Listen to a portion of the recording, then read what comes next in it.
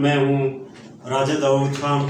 آج ہمارے ساتھ موجود ہیں مسلم لیگ نون آزاد کشمیر کے صدر شاہ غلام قادر صاحب. شاہ جی آپ نے اپنا قیمتی وقت دیا، بہت شکریہ. تو آپ سے سوال یہ ہے کہ چونکہ بلدیاتی الیکشن میں آپ نے کافی مارجن سے جیتا ہے، تو اس حوالے سے آگے کی آپ کی کیا حکمت عملی اور کیا کہیں گے؟ جی اللہ کا شکر ہے کہ پاکستان مسلم لیگ نون جو ہے بہت اچھے اس کا رزلٹ آیا پورے آزاد کشمیر میں. ہر ضلع میں ہم نے کافی امپروو کیا ہے.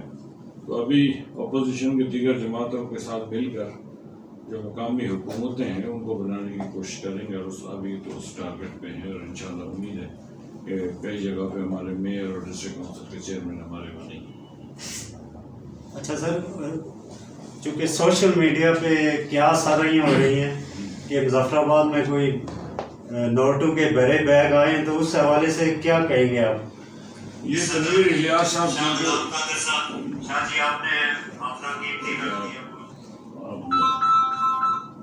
وہ تنویر الیاس صاحب جو ہیں وہ چونکہ نوٹوں کی پیداوار ہیں وہ، اور انہوں نے آزاد کشمیر کی وزارت عظمیٰ بھی خریدی ہے. اور ابھی جب کچھ لوگ ناراض ہوئے تو پرسوں علی امین ننڈا پور اور تنویر الیاس صاحب عمران خان کے پاس، وہ ہم بیگ تو نہیں کہیں گے، ہم بریف کیس، بڑے بڑے بریف کیس لے کر پہنچے رات کو. تو دوسرے دن پارلیمانی پارٹی کو بلا کے عمران خان نے میٹنگ کی ہے. تو یہ جو چور ہوتا ہے اس کو سارے چور نظر آتے ہیں، تو جو ڈاکو ہوتا ہے اس کو سارے ڈاکو نظر آتے ہیں. تو تنویر الیاس جو ہے وہ چونکہ آیا ہی پیسوں کی بنیاد پہ ہے اور چل ہی رہا ہے پیسوں کی بنیاد پہ، تو یہ اس کی میڈیا مینجمنٹ ہے جو یہ باتیں کر رہے ہیں. تو باقی یہاں پہ اگر کسی کے پاس آیا ہو تو کوئی حکومت اس کی پکڑے نا، کیوں نہیں پکڑتے؟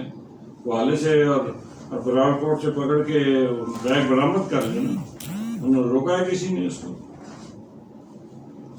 اچھا سر، چونکہ کل اسمبلی کا اجلاس بھی ہے، تو عدم اعتماد کے حوالے سے آپ کیا کہیں گے کہ عدم اعتماد ہوگا، کس طرح کا ہوگا؟ کامیاب ہوگا یا کوئی لو دو پہ ختم ہو جائے گا؟ پی ٹی آئی کے ساتھ تو لو دو تو کی تو بات ہی کوئی نہیں ہے نا، وہ تو بات طے شدہ ہے کہ ان کے ساتھ تو کوئی ہمارا لینا دینا نہیں ہے.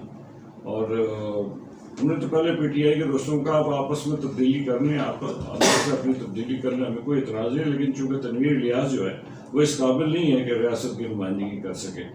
تو ایسے آدمی سے جو آزاد کشمیر کی سیاست میں کبھی گالن گلوچ نہیں تھی، اور یہ گالن گلوچ کا کلچر اس شخص نے لا کے پیدا کیا. کام یہ کرتا نہیں ہے، دفتر یہ بیٹھتا نہیں ہے، فائلیں کا باہر لگے ہوئے ہیں. یہ پاکستان گریز رجحانات اس نے پیدا کیا، کوئی ایسی حرکتیں کرتا ہے جو کبھی ہم نے دیکھی نہیں ہے. اس شخص سے تو گزارا نہیں ہو سکتا. تو عدم اعتماد اگر پی ٹی آئی والے آپس میں فیصلہ نہ کر سکے تو پھر عدم اعتماد تو لانا ہے، اور اس کو تو ہم نے گھر بھیجنا ہے، کیونکہ یہ تو ریاست کے ساتھ ظلم ہے اگر اس جیسا شخص جو ہے آزاد کشمیر کا وزیر اعظم. سر، پچھلے دنوں جو منگلا میں کوئی واقعہ ہوا، اس حوالے سے آپ کیا کہیں گے؟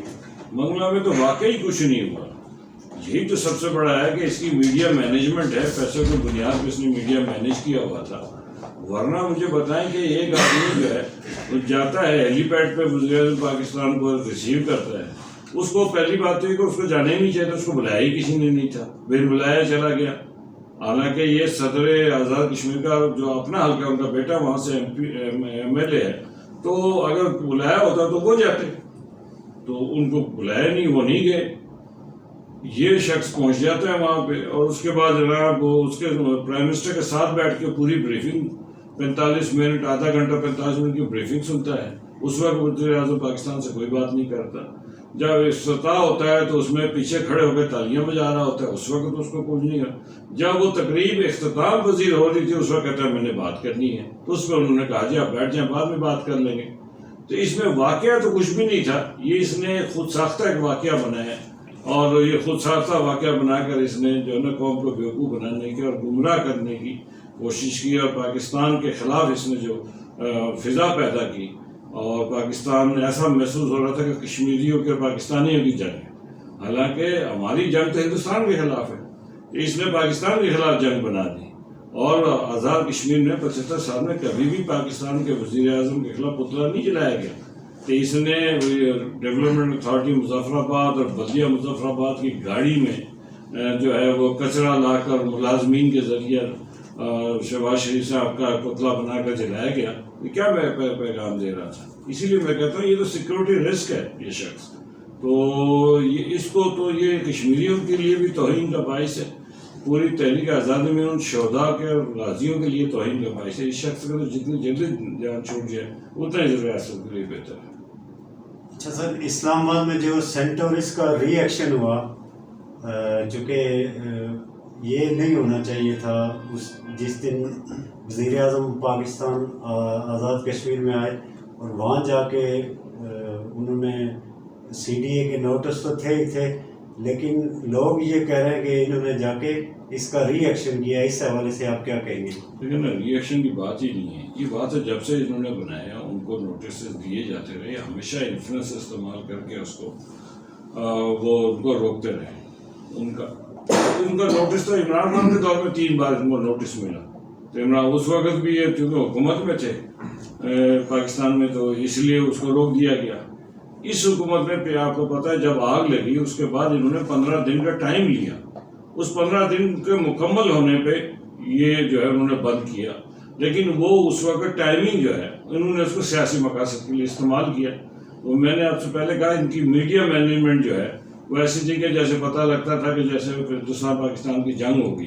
حالانکہ وہ ایک سمپل سی بات ہے کہ انہوں نے بلڈنگ پلانس کے مطابق وہ بلڈنگ نہیں بنائی ہوئی، تو اس کو ٹھیک کرنا ہے. انہوں نے لکھ کے دیا تھا 15 دنوں میں اس کو ٹھیک کریں گے، نہیں کیا انہوں نے. سی ڈی اے کو اس رات کرنے کی بجائے 2 دن پہلے کر لیتے یا 2 دن بعد کر لیتے تو یہ مسئلہ ہی پیدا نہ ہوتا.